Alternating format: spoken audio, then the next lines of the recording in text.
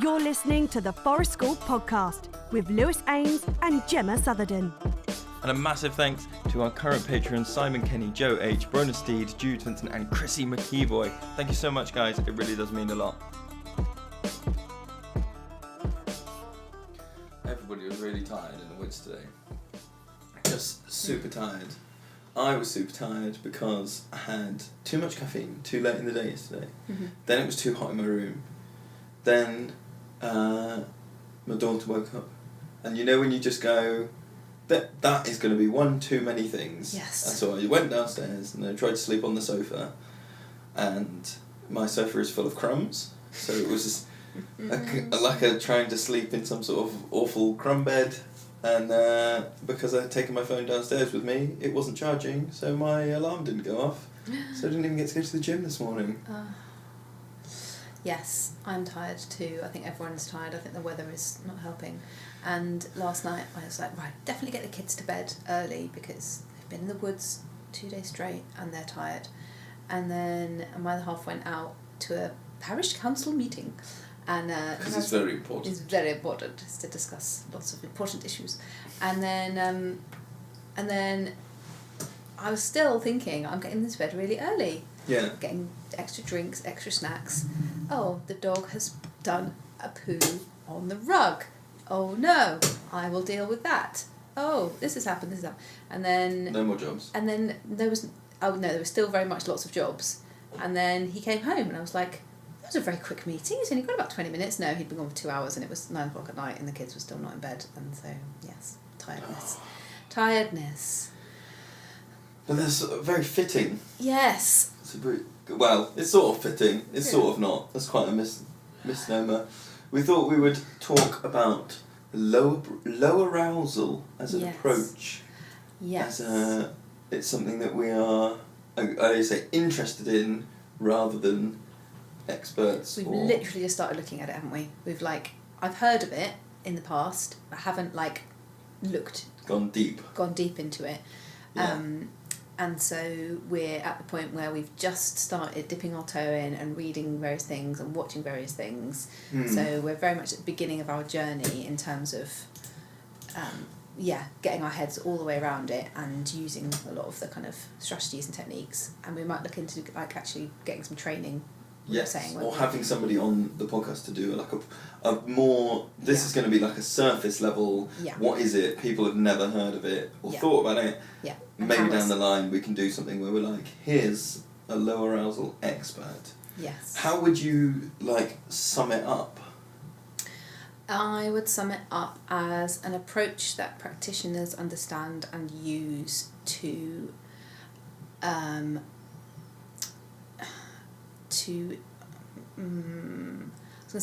de-escalate periods of time which learners can find really difficult and challenging, but also actually it's an approach which will hopefully reduce the amount of times that learners can get to a crisis point. So covering things like reducing the number of demands that you make upon learners that can potentially get into a conflict situation, look at your body language and all of the messages that you're giving across, which could actually be completely unconscious to you, and providing an environment which acknowledges that the internal world of the learner is incredibly important and will affect their outward behaviour. And we can't know what's going on internally, but we have to respect there could be some really massive stuff going on internally. So providing an environment in which the learner can kind of make choices and do things which are going to help their internal world and keeping things calm. Yeah. Which a lot of the time is easier said than done, but you read these things and you're like, of course that makes sense. Yeah, I think to me the bits that are interesting in that it's reducing stress and opportunities for stress, but then broader than that, it's something about reducing the mental load that your learners or the participants are going through, because what might be a manageable amount of mental load for one person might be complete overload, for someone who is I was going to say hypersensitive, and then I'm not sure that that's the right thing. Just someone that needs it.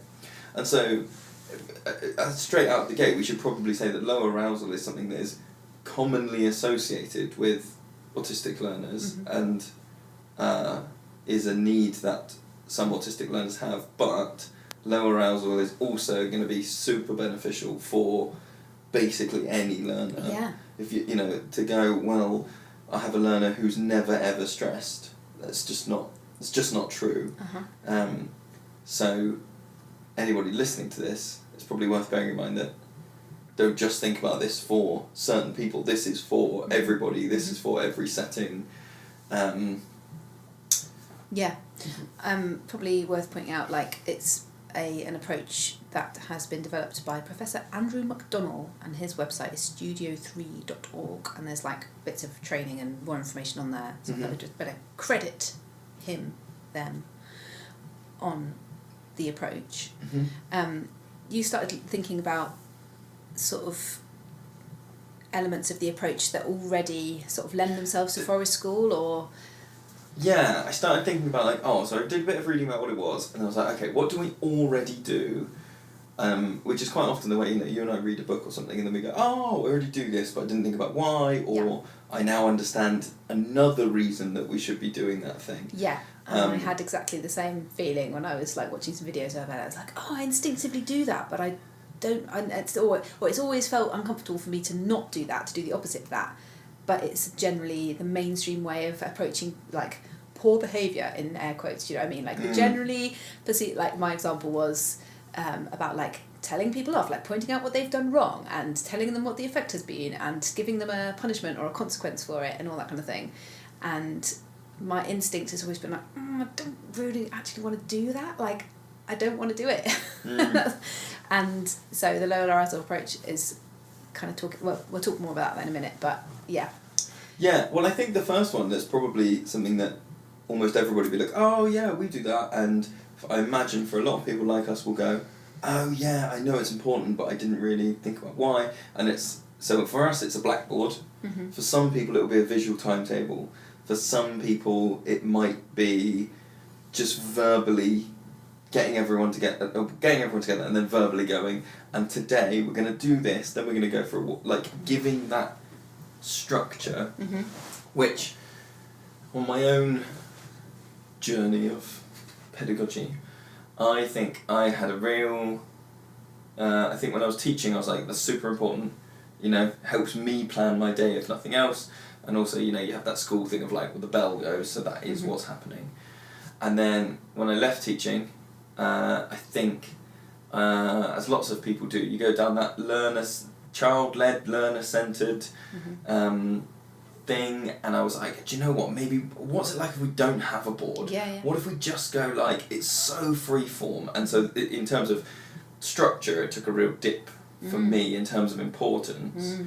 And then the longer we've been doing it, and the more I've kind of gone, oh, okay, we do think it's important, and we've had conversations about like, it just helps people settle in, it helps people make decisions at the start of the day, it helps us not, I know I'm personally guilty of like spaffing all the ideas in the first half an hour, just because I go like, okay, what about a bug hunt, and we'll play this wide game, and maybe do some cooking, and we'll get the fire going, and then because they sort of get taken up in different amounts, I can end up just going like, well, if you want to do that one, and you want to do that one, and you want to do that one, and all the things happen, and then it's just messy. Yeah.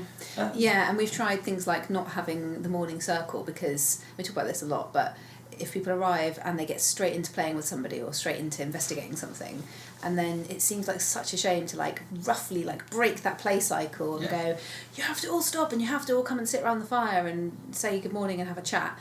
But we've tried it both ways, and we've decided that the lesser evil is to go, well, actually, yes, it may be a bit harsh to break the play cycle, or not ideal, but the impact on a lot of learners of not having that predictable routine of we've all sat around the circle now the day has properly begun, is huge. So that's why we still do it, and we've tried both. And what I like about Forest School is that you have got the structure, but it's less rigid than in school.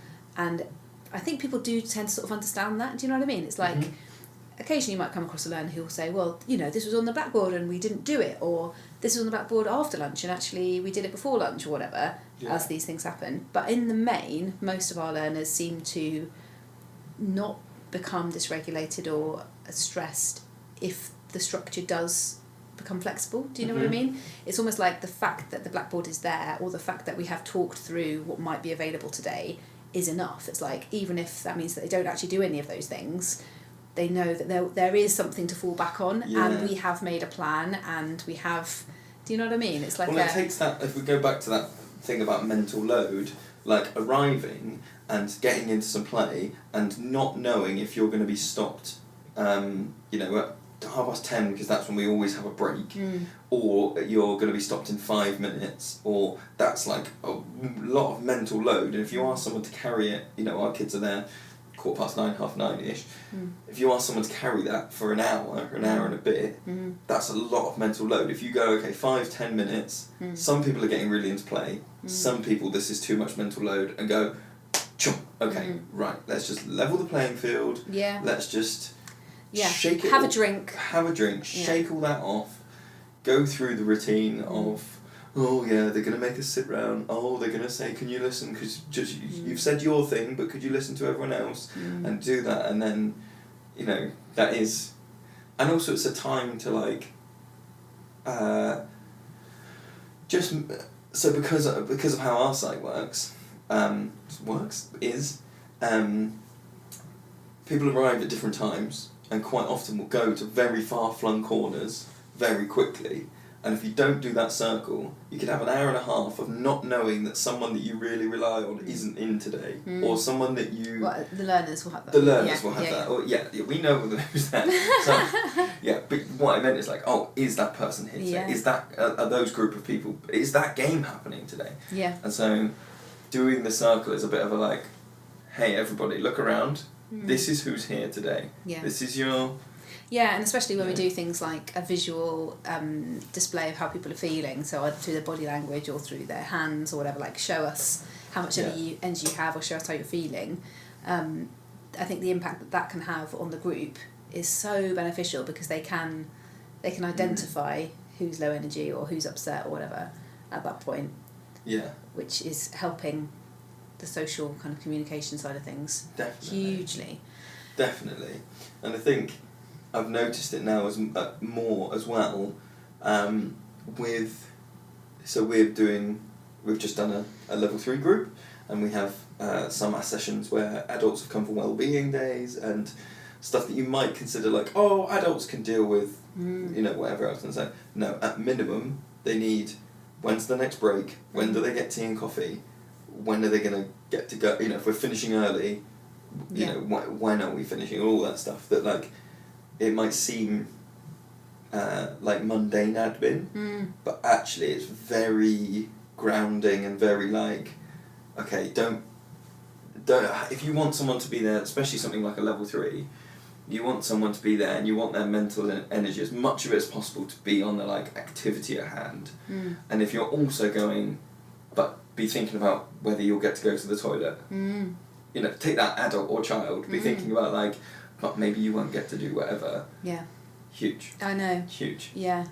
And that balance of physical and mental as well, like, am I going to be expected to run around now, or is this now sitting and thinking time, or when am I next expected to have to move, or when am I allowed to move, all those different things. We spent a lot of time reflecting on, didn't we? Well, moving kind of comes on to...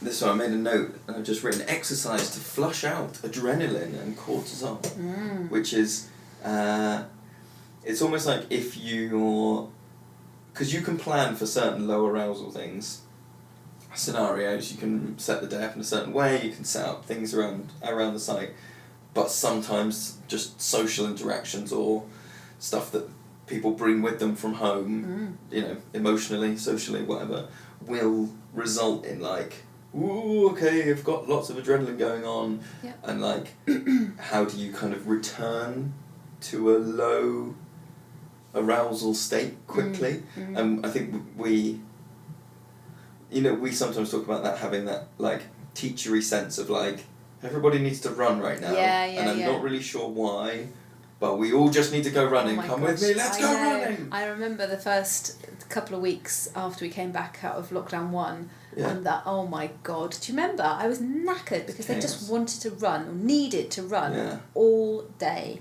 in different ways. It was like, basically, they were all just going, can you chase me? Can you chase me? Can you chase me? Yeah. All the time. It's like, oh, okay. And needing to know what's happening next. What's happening now? Can you chase me? What's happening next? Can you chase me? Yeah. And that's, you know, if you sort of reflect on that from a low arousal kind of lens, you could be thinking that is all so much more socialising than they'd all been used to for 6 months. That like just talking to some other to more than one other child, it's like, oh, this is overstimulating. Not like, hey, that person's autistic and it's overstimulating. Hey, everybody is overstimulated. Yeah. And so we just need to go and run it out, and then we can come back together and. You know, I think that is something that most leaders would do, but it sometimes comes at a. I'm trying to think of that thing of like. For some leaders, depending on what their space is, if you're like in a school nature area or whatever, then running games, lots of running wide games, can cause the leader to be like more stressed than it, and so it sort of leads you down that road of like, we don't do many running, you know, and in an attempt to be like, in an attempt to be calm, you can go, no, we just do calm because. Oh yeah, and just haven't you this, met teachers like that? This is this, and there's a kid like bouncing off the walls, going like, "Hey, look at my behaviour. I'm telling you, I need to move." But we're all calm here. That was secondary school, like teachers that did that the whole time, and like exactly trying to get calm through just like being. Very still, and it's like being brutally calm. Yeah, being like you have no choice. So angry. I'm gonna hit you with this calmness. So angry, but I think the answer to that is that you kind of have to join. Like if it's going to make you stressed, which it would, if you like set up this like crazy chasing game like Hunters and Rabbits or something, and then you just stood there watching it, then all you see maybe is the risks that, oh my God, he nearly hit that thing. Oh, that person looks really upset. Whereas if you play. You still feel it, and you you go, fuck and you're it, like, I need to win. I need to win. No, but do you know what I mean? You're still aware, but you are having the same physical and mental like sensations and emotions. And I reflected that to some learners yesterday, when they were chasing me, and oh my God, like my body just felt like it had gone into shock. It was crazy. I said to them, God, I haven't actually been chased like that for quite a long time. And my heart is really, really pounding, and my breathing is really like, I'm struggling to breathe now. I feel like I really need a drink. I really enjoyed it. Like, I really enjoyed, like, it was very, very exciting. But whoa, that was a big feeling. And I was saying, you know, kind of sort of saying that to them and going, and I've been reading and hearing about drinking water in a similar way to flush out stuff when you've had like a big, which can be a real challenge for a lot of children. And just going, drink water is not the answer. You can't force them to drink, like they just won't. So I think probably the only way is to model it and talk through while you're doing it. Like, go, oh, I'm going to grab a drink, not just because it's hot, and actually explain, like, this helps me. I've got a lot of chemicals going around my body now. I can feel it. I can feel my heart still going, even though we're not playing the game, and I can feel my brain whirring. But I'm going to have a drink of water because that will help me to flush those chemicals out and to reset and calm down. So the physical sensation of drinking the water and it going through your system. It's a strategy that gets you to a state of low arousal. Yeah. So I want to work on that at the moment, and it just so happens that it's summer, so it's easier to sort of, it's less weird. Yes. Yeah, that's true. And then, so as what, because I think there's two sides to that, isn't there? If I'm looking at the next point that I've written, there's that thing of let's all go and play a game, and you need some like,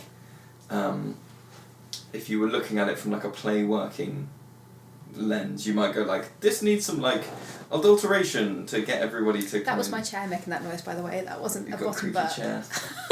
Sure. It was sure. Like, Joe just farted. I did not. That time. Sorry, play work lens. You might think like, you could do that thing where you go, I need to just involve everybody in a game, I need to sell Hunters and Rabbits, or I need to sell Capture the Flag, really big, everybody's got to do that game.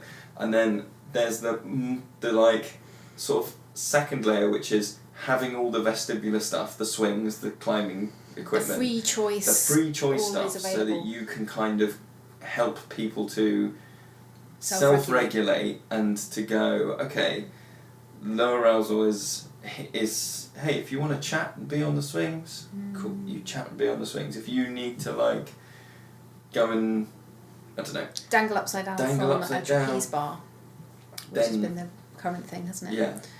Then go do that stuff, and having that, I think I've been in some places where like the swing, and I've done this myself, where like again my like leader hat, and being like, okay, there's a swing and it can go here and that's quite risky, so, or like take the scramble net. The scramble net's a great example for us, where we go, scramble net cannot be up all the time unattended, because yes, it's giving some vestibular needs, but the risk of it, the social and emotional risk of it is really high. Equally, you might have a site where like, well, there's one swing, but I only put it up towards the end of the session, or I make sure that the children, like, we all line up and we all have 2 pushes on the swing, or that stuff that's kind of like, you need some stuff that they can, if you want them to be independent, then you need some stuff that they can go to on their own. I was thinking exactly the same thing, and the more precious you are about your activities and your position of control and authority, which is another thing about the Low Arousal Approach. So one of the frequently asked questions on the Studio 3 page was like, but this is like kind of undermining my authority, right? This is kind of like losing my power and control as an adult in this situation. And the whole thing is, no, it isn't at all, but it's using it in a different way so that you are not being confrontational and exacerbating or causing conflict.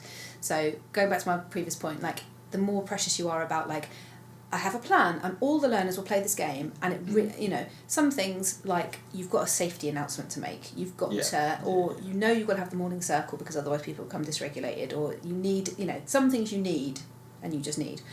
But when it comes to other things, if you can get to the point where you have a good understanding of your learners and your site and your ethos, that you can go, it is completely fine if half the group decide that actually spontaneously, without any kind of asking permission or anything, just go off and find their own vestibular thing and just go and sit in a hammock and ignore you talking, and you're completely respectful of that need and just accept that they're not doing it to undermine you, they're not doing it to, you know, try and provoke Get back at you, or to like be difficult. Exactly. Yeah. And I think the longer children are with our programme, the more they so sometimes I think children do look at it a little bit like that, because they're like not used to it, and they're used to school, and they go, hey, what happens if I just push this boundary and I just go boring and walk off and go on the swing, like, for example, do you know what I mean? And so you're like, oh, that's quite unusual, because now our learners who've been with us for a long time know that it is acceptable to make that choice, and we don't construe it as rude. We don't go, excuse me, I haven't finished speaking. It's not the immense act of rebellion they think it's going to be. Yes, exactly. And so then it's like, oh, you know, when we respect, if you're doing that, it's because you have a need to do that. And if you want to play this game with me that I'm sort of inviting everyone to play, it's because you have a need to play that game, be it for the physical sensation of it or the social experience of it, you know, just that it's fun and you want to do that right now. Yeah. But the rest of the time we have the luxury of time and a site where, you know, whereas a lot of practitioners won't have that, and they'll have all these kind of pressures and demands on them to. But you can bring some of this stuff in, or having a knowledge of it means that you can then talk to other leaders or other teachers in your setting and go, I've tried this thing out, and this person or these people are really getting a lot out of it. I wonder if this could go into the classroom, or, you know. That, completely. You know, that's hopefully what, and we talk sometimes about our site being like a petri dish outside of state education, where we can go and try all these things and go, how does this work? What's it?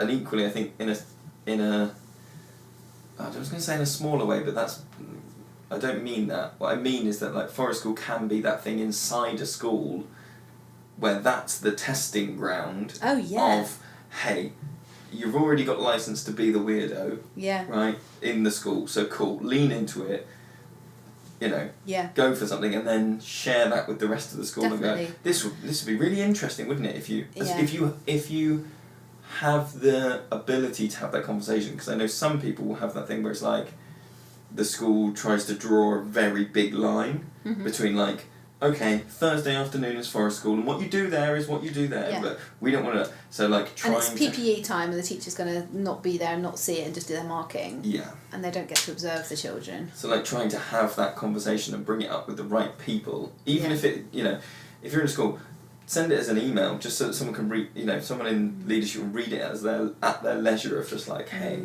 Just want you to know, yes, we've got some great pictures of mud this week, or yes, they found a caterpillar, but I've been trying this sort of approach to meet their needs, and you know, definitely don't know if this person is on any support, but this has been helping them with me, and you know, making yourself more of an asset to that team. Yeah. It's had a profound thought. Do you want to hear it? Go for it. Yeah. With the provision of free choice comes responsibility. And what I mean by that's fucking Spider-Man film. What I know, but with free choice, it's the free choice element. So if you are giving your learners time to choose their own activity and free play, it's not enough to go, there you go, do what you want. You as a practitioner have the responsibility to provide, for example, vestibular opportunities, quiet hiding places. Do you know what I mean? It's not, I've just had this kind of like, I'm reflecting on some of the sessions I did early on, and where maybe behaviour did get a little bit like, almost like saying it's not enough to say you can choose your own food and then put someone in front of a vending machine full of chocolate. Yes. You need to be going, here is the whole... or like give them a massive banquet but don't give them anything to pick the food up with, or do you know what I mean? It's like a kind of... Tools to succeed kind of thing. Or like, or, you know, actual, you might look at it and go, this is completely free choice.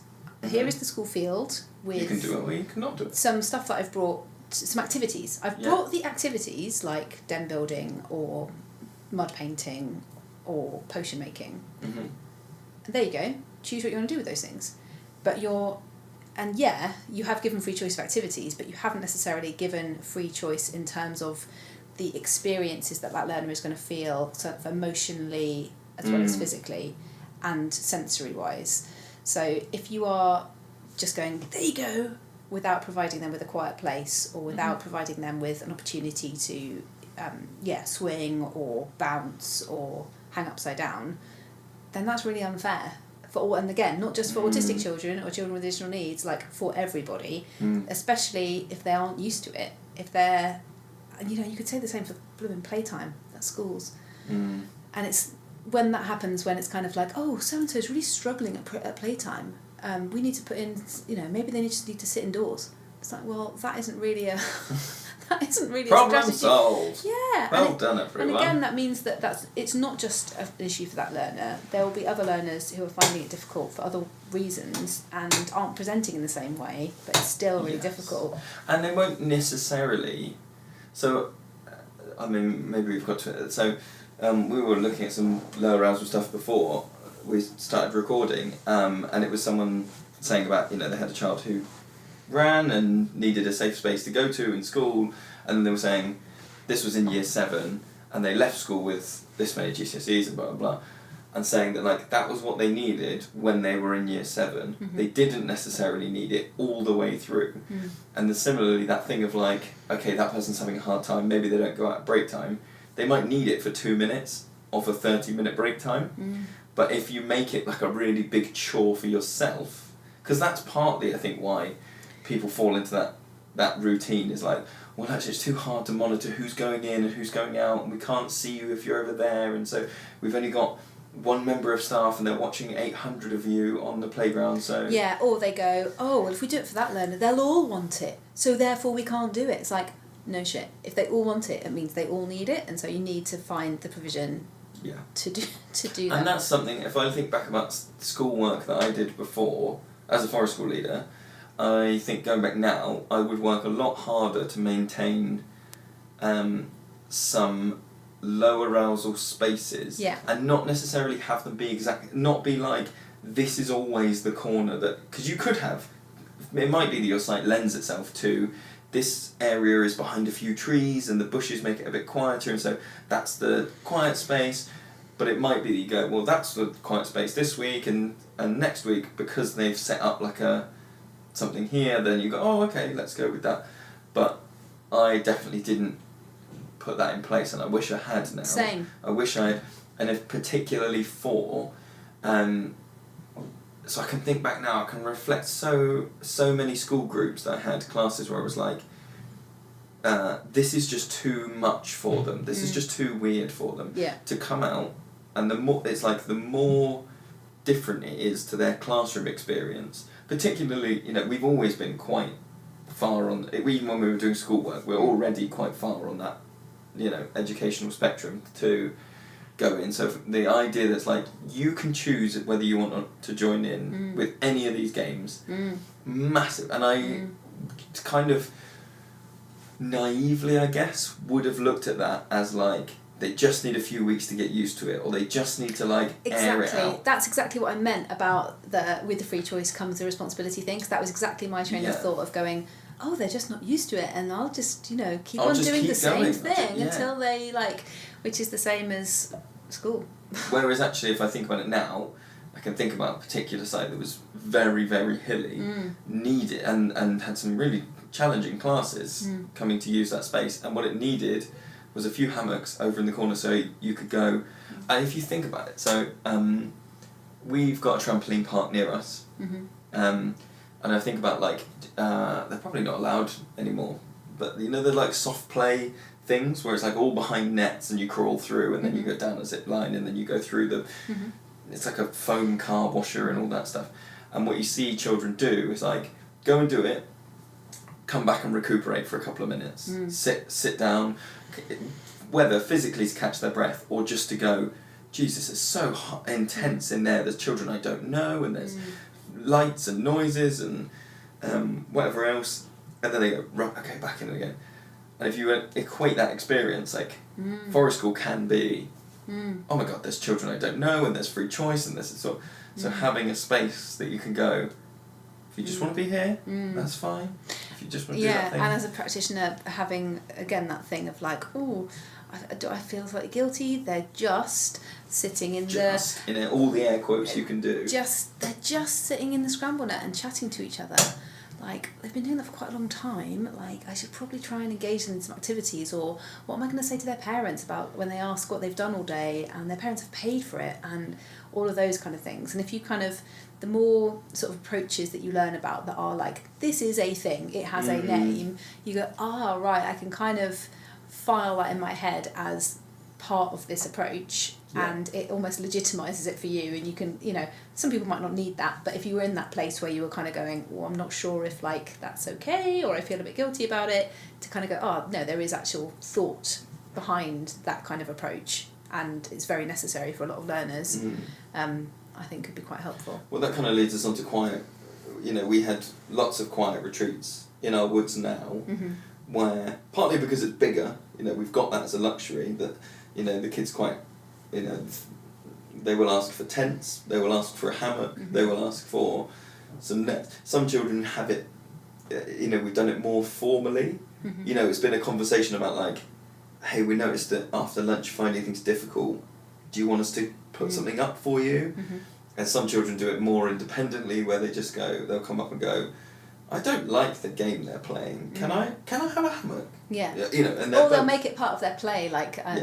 I'm actually building a Zen hotel palace under the holly tree over there, so people can visit, but only if they're into Zen meditation. So that's what's happening, And then I visited. It was great. It was so mindful. It was so great. Lovely little game. Anyway.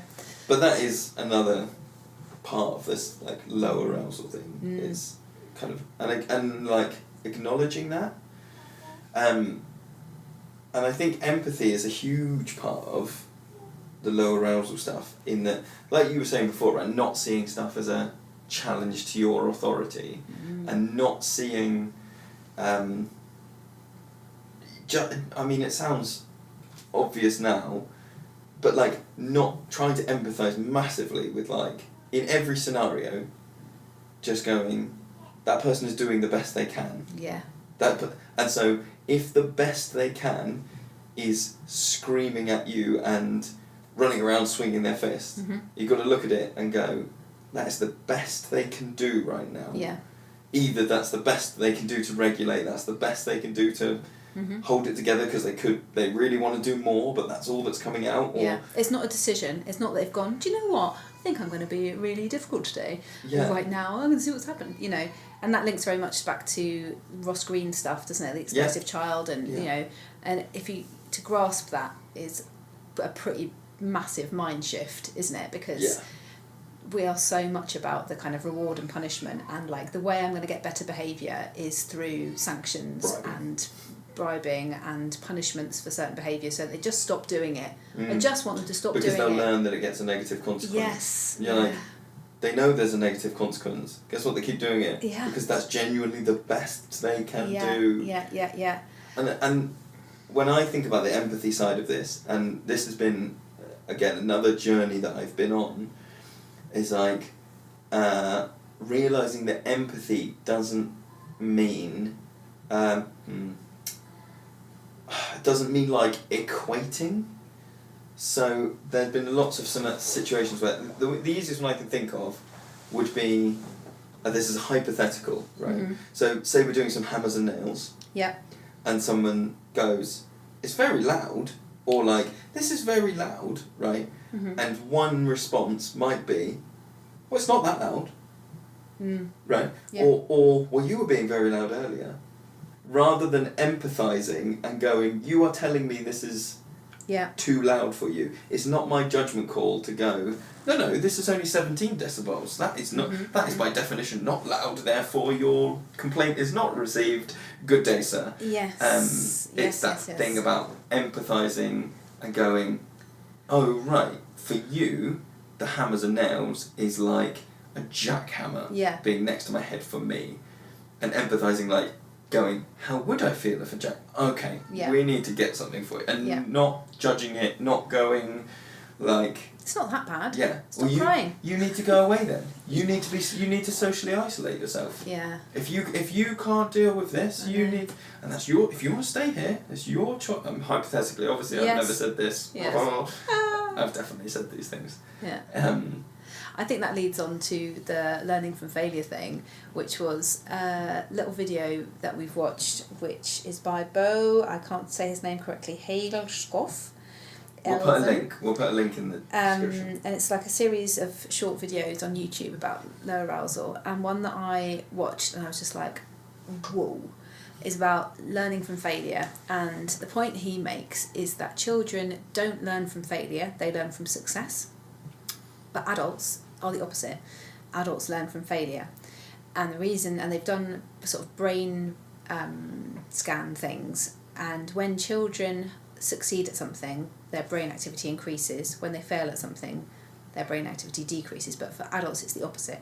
And they think the explanation is that children spend most of their lives failing at stuff. They're still learning, they're like failing at stuff all the time, and that's the normal state of things for them to feel.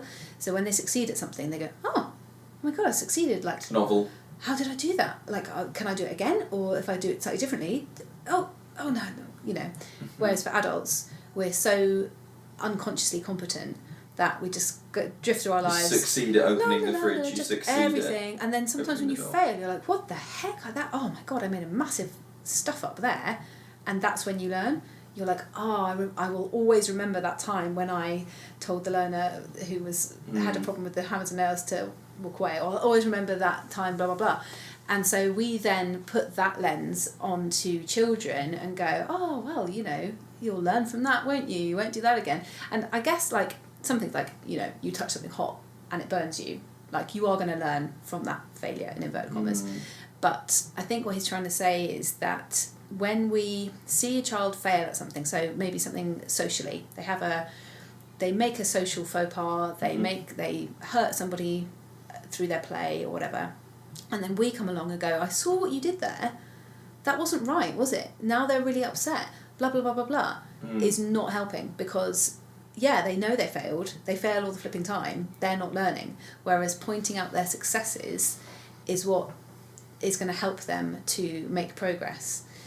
But I thought it was interesting because then it kind of leads on to talking about praise and Alfie Kohn, all that kind of stuff. So I think there's So I think for me, that's one of the things that I was like, instinctively, I have never felt comfortable kind of telling off somebody when they've made a mistake. I just feel like most of the time they know, most of the time they feel awful about themselves anyhow. And at forest school, I think very, like, we do, if someone like ran past someone holding a stick, for example, and absolutely decked them, but carried on running because they hadn't noticed they decked somebody, we would probably stop them and go, oh, hang on a minute, so you just hit so-and-so, they're upset, how can we avoid this happening next time or whatever. But if somebody hurt somebody in a more face-to-face way, we would step in to stop it happening again, but our approach would not be, or anyway, my instinctive approach is not to go, that's not, blah, blah, blah, blah. We would say things like, I can't let you hit that person, I have to protect them. Yeah. But our approach is coming more from a, what has happened? Like, what has triggered you, rather than, no, don't do that, you are not allowed to play with the sticks anymore. Go and sit over there. Like spraying a cat with some water. Apologise to that person. Like, all of those processes, or now you've got a detention, now you've got some kind of black mark against your name, I'm really unhappy with you, I'm really disappointed. All of those things are not helping learning, is the point that this guy is making. Well, so I think that video landed differently with me, which is why I wrote it down and I was like, I'm going to talk to you about it. Yeah. So, I agree with almost everything you have just said. I think there's something about that we don't necessarily tell children they've got it wrong.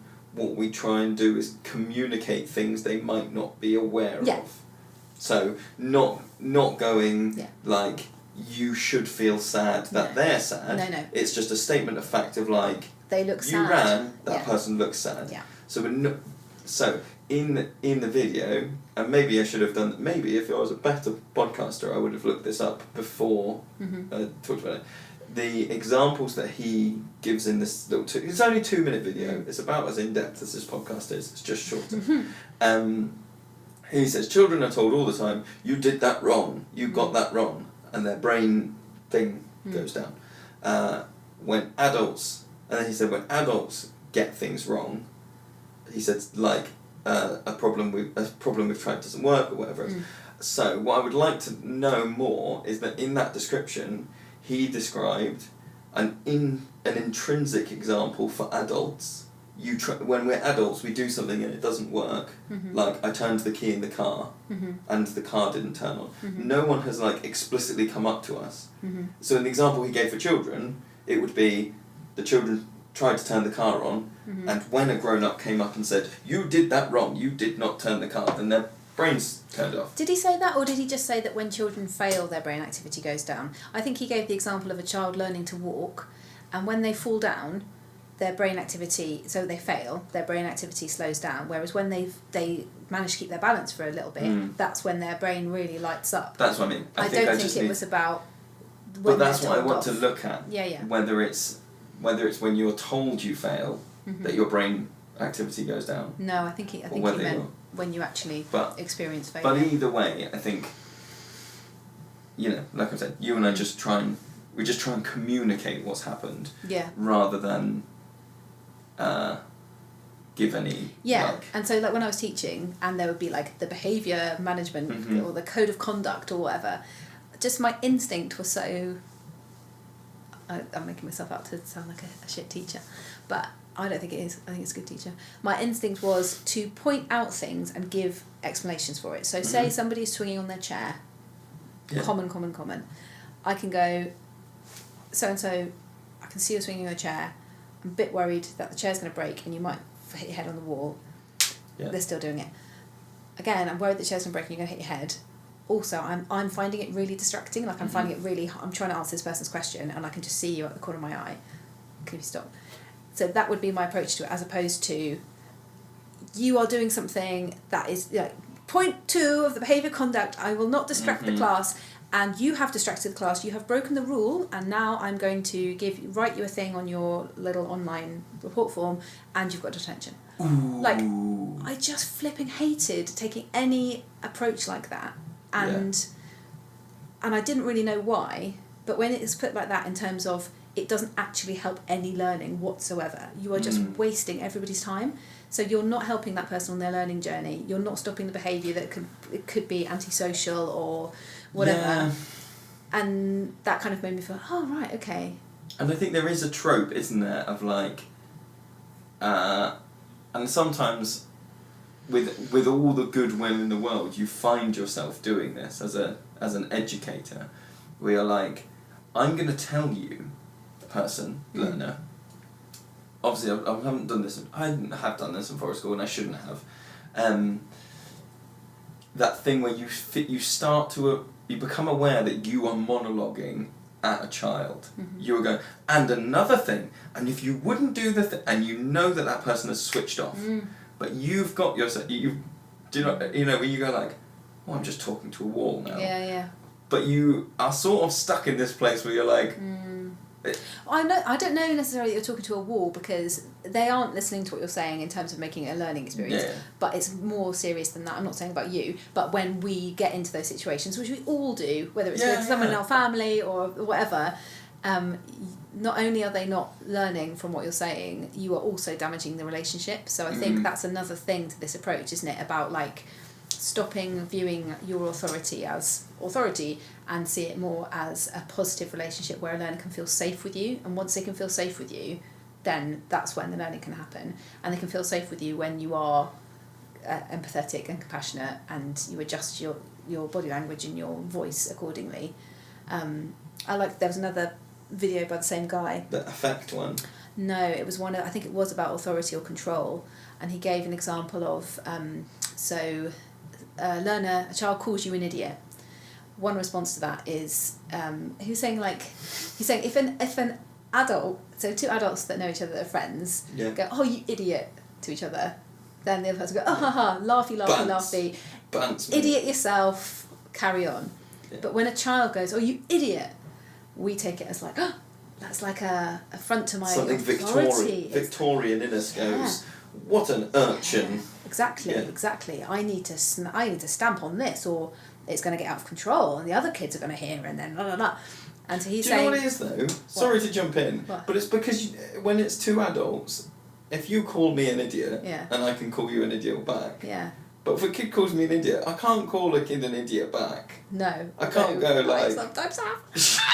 when it's a hilariously bad one, like. You're a poo. Yeah. It's very funny to just go, no, you're a poo. Yeah. That's but anyway, I had someone who we both know, and they were telling me about a group that they work with, and they sometimes tell me, so it's like a group that have got a lot of behaviours that challenge, and she sometimes sends me the names or the words that the children have used, and one of them called their teacher a complete vagina head. Amazing. Vagina. That's really like the image that's conjuring up is really pleasant. I just thought I'd put it in as a vagina head. Yeah, so he's saying in this video, right, he's saying that if a child calls you an idiot, that if you go, don't you call me an idiot? And so obviously this isn't just about when a child insults you, it's about any kind of like this behaviour. Is like, hey, do you want to play this game? And they go...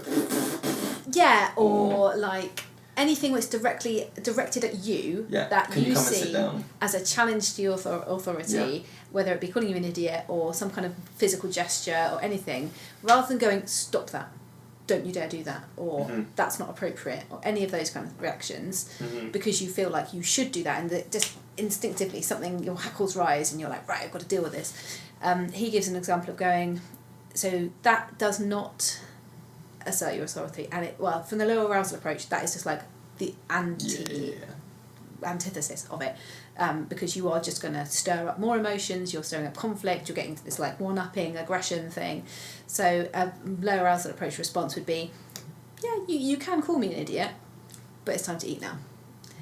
Or you can do that, I'm actually just doing this. And on the Studio 3 thing, it said, one of the sort of FAQs was like, isn't this just it letting people get away with it, or isn't this just excusing bad behaviour? And so it's like, it's worth kind of going, it's a bit that strike when the iron's cold thing, where you go like, they're telling you that they're dysregulated or that they you know, so just kind of go like, okay, cool. This is... And that's easier said. So easier said, especially when it's physical. So, not even like being punched or hit or kicked or spat at, like with some of the examples that we were watching. But, you know, like when they are kind of approach you with like physically kind of aggressive behaviour or stance, and for you to not have your sort of instinctive biological to just breathe. And I read a thing on a forum of this kind of stuff of someone going, someone said, does anyone have any like mantras or ways to tap into that feeling of calm when they're in a moment of high stress with the child? And one of them that I really liked, which I've never been able to use but I liked it, was breathe it, don't feed it. So through having that confronting situation, and rather than reacting in a way that's going to escalate, taking a deep breath and kind of tapping into the vagus nerve and going like, right, you know, breathe it, don't feed it was quite a nice... That is quite nice. ...mantra. Yeah, there is something about... so we were talking, this kind of comes on to that bit about that affect is contagious, about just that thing of even if the content of what you're saying is like, you know, you could say like, I'm being very calm and there will be no consequences. But if you say you're very calm and there will be no consequence, then it starts to make the people around you feel similarly. Yeah. And so talking about that kind of thing of like, again, easier said than done, but just kind of going, how do I want this to be received? And so what tools can I use to make sure this is received in a like, you know, okay, cool, all right, mate. Yeah. All right. Yeah. That's all right. Yeah. And that's something that, again, I would have seen very experienced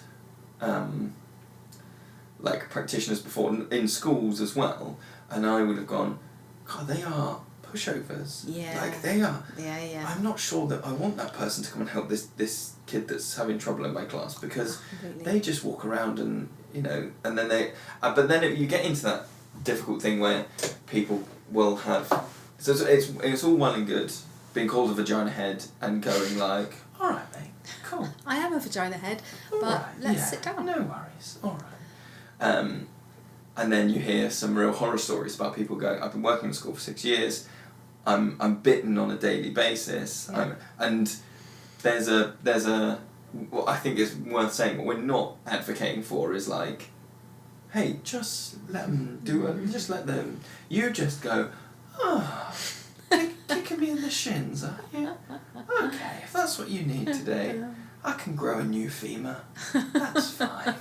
Like, you know, there's a point where your own needs are important. And the point about this approach is to try and, I guess, avoid getting to that stage in the first place. Yes. It's about like, so we will observe the behaviour, we will notice the kind of dysregulation when it gets to the point of like raised voices or behaviour that's out of control or aggressive behaviour, but it's about appreciating that stuff is in the internal world way before that, and we can't know what's in their internal world in terms of what they're thinking about, what they might be anxious about, what's happened before, what's just happened over there, how they respond to that sensory input, all of those things. And that if we are considering the low arousal approach for everybody all the time, then you're hopefully reducing the times when the stress escalates to the point of noticeable dysregulation, which I think what we have on our side is the woodland environment already helps massively,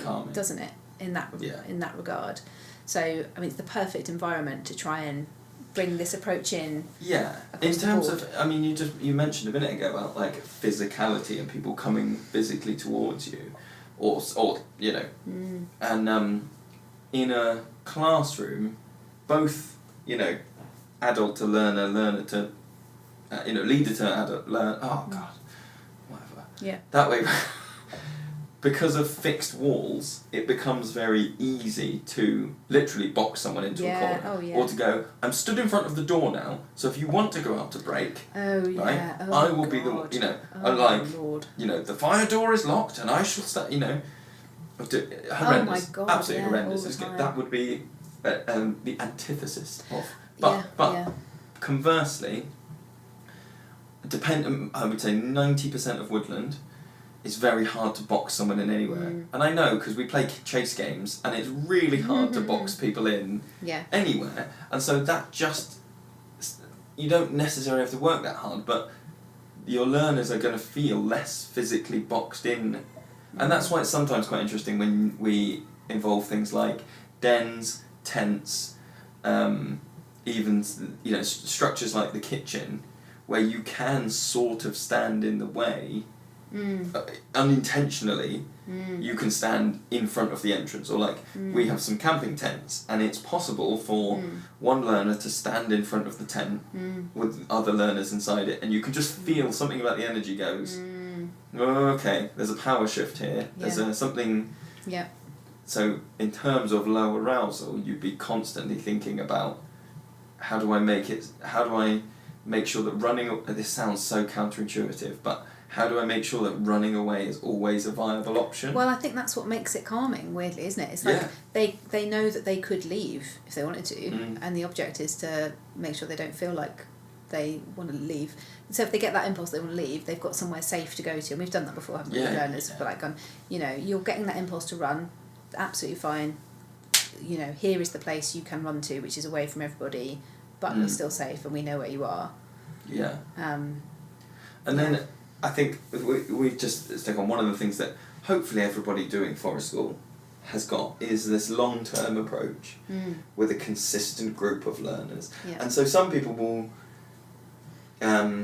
question that in terms of things like toddler groups, or so we've this year made the decision that our holiday club is just a long-term provision. It's just multiple days, same group of kids, because people are like, well, why isn't a holiday club forest school? And you think about a learner who is very sensitive to social interaction, the thought of not knowing who's going to be there the next time they come, or the thought of not knowing if they're going to be there the next time that person comes, is massive.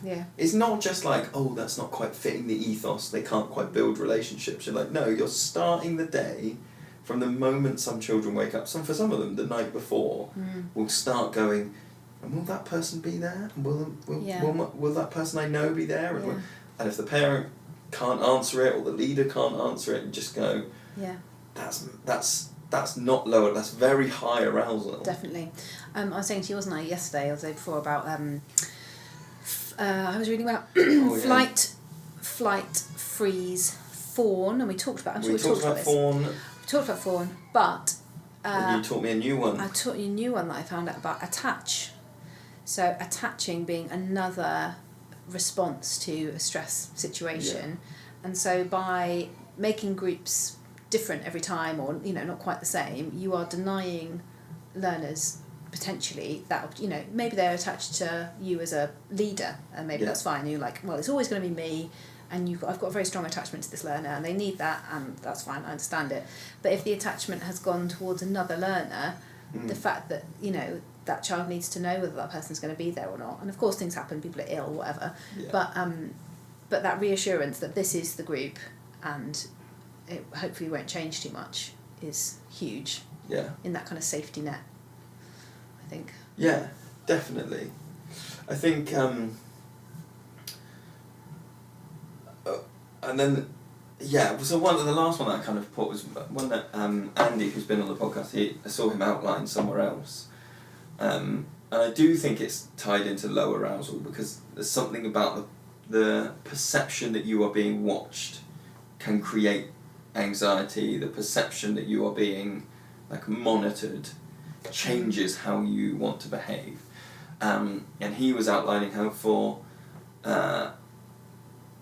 lots of autistic learners, but I think you could equally apply this to anybody who's in a school system, their experience is that every negative period in their life, every moment of dysregulation has been recorded, written up and analysed. And that idea that, like, if you think about the person that you're supposed to have a good relationship with, like your teacher or your one-to-one or your leader, and then you apply that thing to, like, okay, so what if your spouse did it? What if your spouse as an adult had a book of every time you were upset, and they wrote down like, well, last time you were upset, and they flicked through the pages and went like, well, last time you were upset, it was because this team lost and you went over here and but then I completely see that, but I also feel like you could take that idea and go, oh, okay, therefore I'm not going to write up, I'm not going to reflect. Oh, I wouldn't suggest you go so far the other way that you don't reflect. It's about, I think it's down. about like what you do, why you're doing it. So and this is a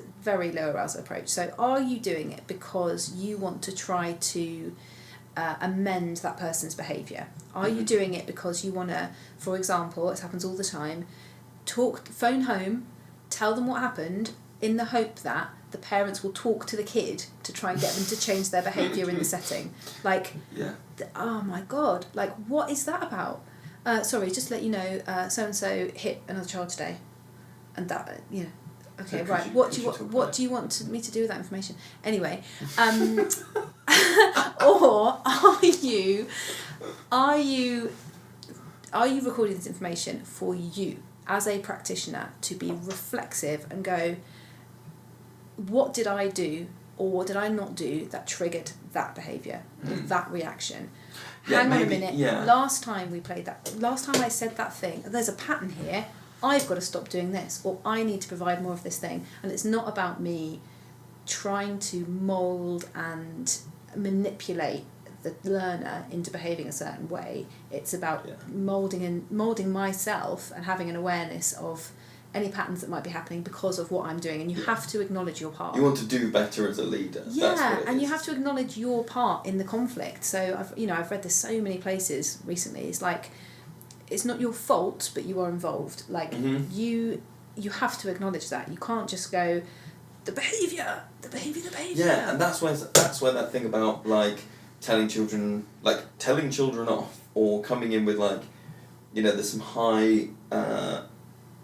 What's the word? Like high arousal stuff going on between learners, and you come in with a high arousal version of like, right then, what's all this? Okay. Yeah. And like, I think the way people would relay that would be that there was some anxiety, there was some high arousal activity happening. Yeah. And then I came in and started sorting it out. And they wouldn't necessarily see themselves as bringing more stuff in. Yeah. I was going to ask you whether you think, in terms of avoiding creating a feeling of being monitored, of being, I think most practitioners will have had an experience where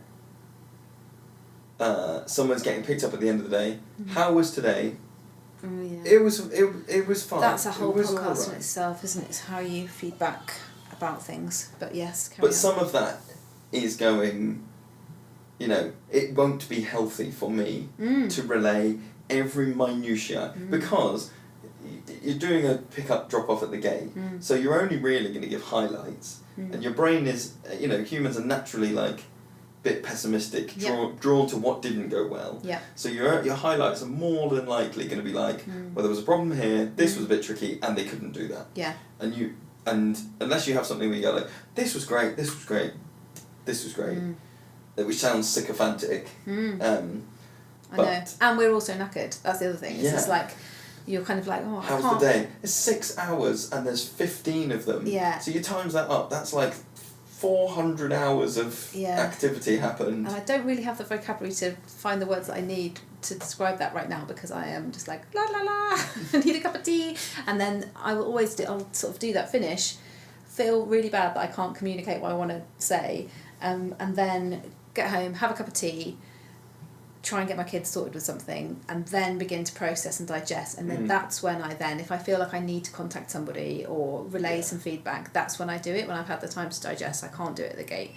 And I was just thinking about, like, again, like a whole maybe other podcast topic, but going back to that thing about not kind of discussing learners' entire lives and every single element of their experience.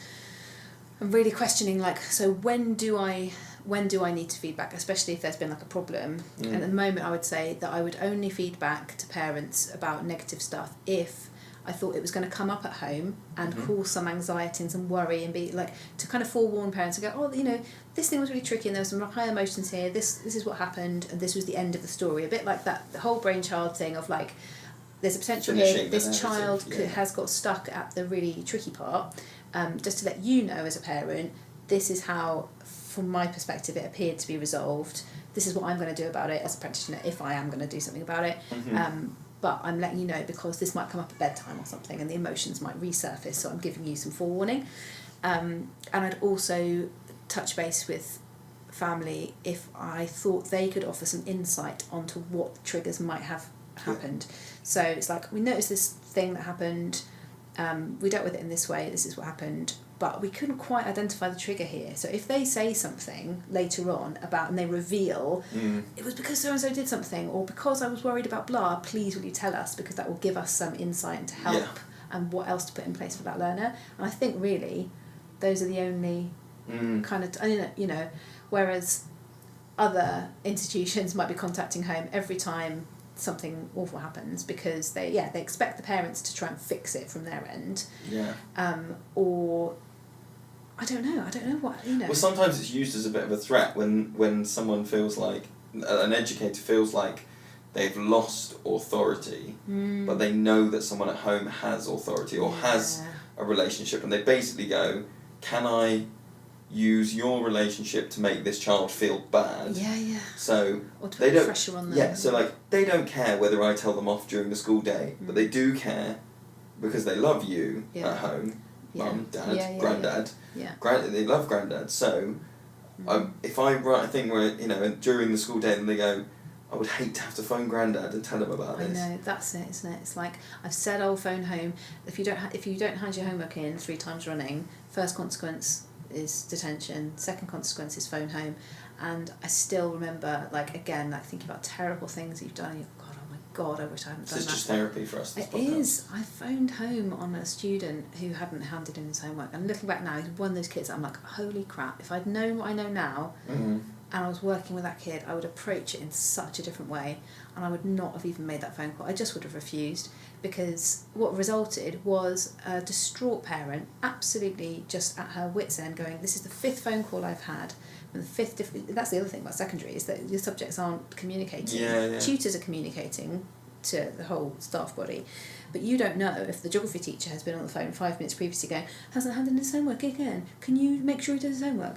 It's like, literally, that's what the school was telling us to do, to ask the parent to ensure that, like, it's part of the learning agreement, when you start the school, as a family, you agree to do the homework. And so obviously that doesn't take into account anything of the learner's home life or the relationship with the parent. And she was just distraught and going, I cannot make him do his homework. I cannot do it. And this is just ripping our family apart. And I just wasn't prepared for that at all. I bloody should have been. And I should have been ready to listen and offer solutions. But, you know, anyway. Yeah. I only had one experience, so this is just therapy. Yeah. So I only, when I was at, I would have called it middle school, but the school that you do your GCSEs at, so from when you're like 11 to 16. Yeah. And like the ultimate consequence was like an after school detention. Well, that's not the ultimate one, but without being like removed from the school. Yeah. And I only ever got one, and I can't remember what I did or didn't do. Blocked it out. But it happened in a week where my parents had gone, I don't know how, there must have been something where they said like, what day do you not get the bus, or what day do you not do whatever, and it ended up being on a day where my parents had gone away on holiday for the week, and a family friend was picking me up from school and dropping me off every day. So I just told the family friend that like, oh no, I do an after school club on Tuesday, so you have to pick me up at little liar. 5. You little liar. And then, because, I don't know if you had these, do you have a homework diary? Yes. You're supposed to write all the stuff And you in? fake your parents' signature, Yeah. And when they go, can we see it on Monday morning? And you go, fuck, you do my mum's and I'll do your mum's. So that's different. Yeah. And, but because my mum would sign mine, I covered that thing like I'd had a really big homework week, so that the bit of like handwriting from a teacher that said Lewis has to stay home on Lewis has to stay after school on a whatever day, was hidden in 2 pages of homework, and I don't know if I've ever told my mum or my dad. Little cheat. I mean, in the scheme of things, that's not that bad, is it? No, of course not. I was going to say something, I forgot what it was now. That was the school. I've told you about the teacher that told me I needed a shave? Yes. Yeah. And your friend went, "You need to shave, miss." Yes, it's incredible. Teacher leant over and was inappropriate. It was inappropriate on her part. Of course it was. She just leant over and me at like 14, and she went, "Oh, Lewis, you'll be needing a shave soon." And my friend didn't miss a beat. It was like, "You need a shave, miss." And it's, I mean, I still would shake his hand because it was so fast and so just like, okay, cool, you've done that. But I think you're right. I think secondary is an interesting thing where like any sort of low arousal approaches go out the window. Just go out the window. Oh. Which would be really interesting if anybody does low arousal stuff. So if anybody works in forest school in secondary schools, or you're just a secondary school teacher, and you have some experience of this low arousal stuff, this would be really interesting. Or if you want to open a secondary school which focuses on self-directed education and low arousal approaches, then just hit me up, and do it in Devon. Yeah. Amazing. I'm sure we had way more stuff to talk about, but as you say, I think we'll get someone on. Yes, I think we can do a deep dive on this. Yeah. Soon. When we find the right person, we can, or right people, yes, we can dive into this. And we're going to continue educating ourselves. We will continue to learn, as should you. Yeah, man. As should you, people. Yeah. Perfect. Bye. Bye. If you like this podcast and want to support more episodes, you can donate through Patreon. Visit patreon.com/Children of the Forest to show your support for the Forest School podcast.